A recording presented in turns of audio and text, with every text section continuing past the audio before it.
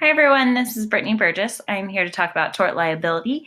The definition that I relate to this is a misconduct situation where the person in charge is legally liable for any misconduct or consequences that may occur during work. So, looking at Hoyman versus Manhattan Beach City School District, the 10-year-old student was dropped off at summer school by his mom.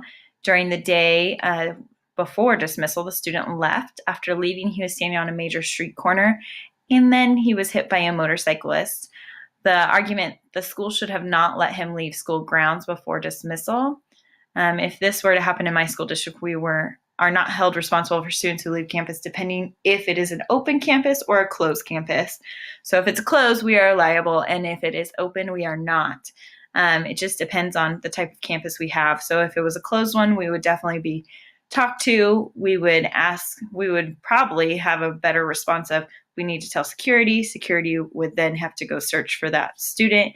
It just depends on the day, but we would be held liable for this. Burr Haddock versus Miller School District.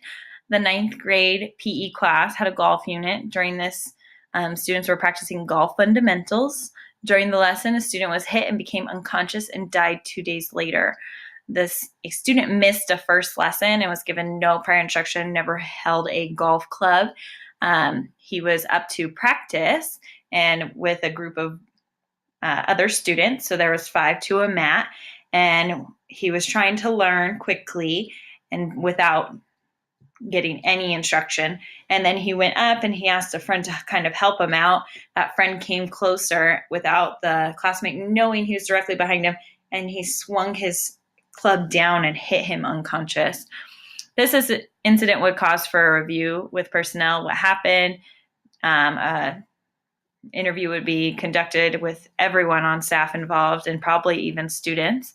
Then this will determine if the employee was at fault. This is based off our collective bargaining agreement in Article 33 of our board policies.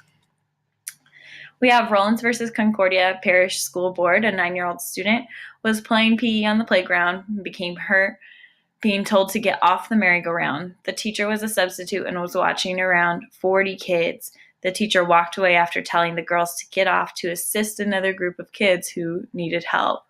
The district response would be staff would be interviewed, report would be taken, the student would see the health professional on staff immediately, and parents would also be notified of the situation that occurred. What would be happening at our school. I had a similar case to this year. A student fell off the monkey bars during recess time. I was not outside. It was only yard duties. And he got hurt, and the yard duty witnessed it, but did not send him to the nurse's office because he said no.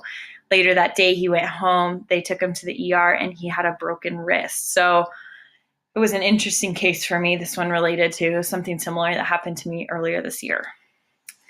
Then we have Collins versus Boissiere Parish School Board. A student was at recess playing on the monkey bars with another student. He wrapped his leg around that student, and then they both fell. One boy had a femur bone break. The playground was half the size of a football field, and there was only one teacher per 100 students that were outside.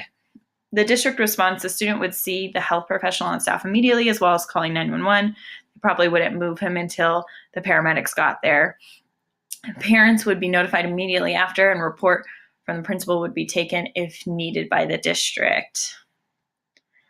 Then we have Orson D. Moon versus the Hotchkiss School. A student took a trip abroad to China. While on this trip, a student was bit by an infected tick while hiking through mountains. The tick caused a viral infectious disease that attacks the central nervous system.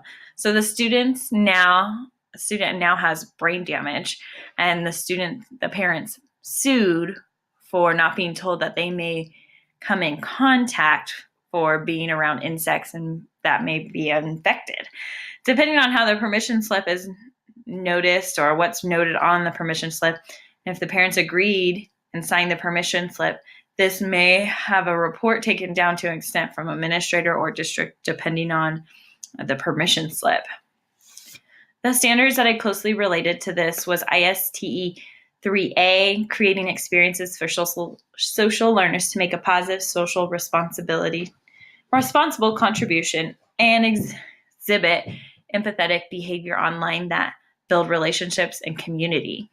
The other program standard that I connected with this was review and critique school procedures, programs, and practices to ensure that the students' needs inform all aspects of school, including social justice, equity, confidentiality, acceptance, and respect between students and faculty within the school.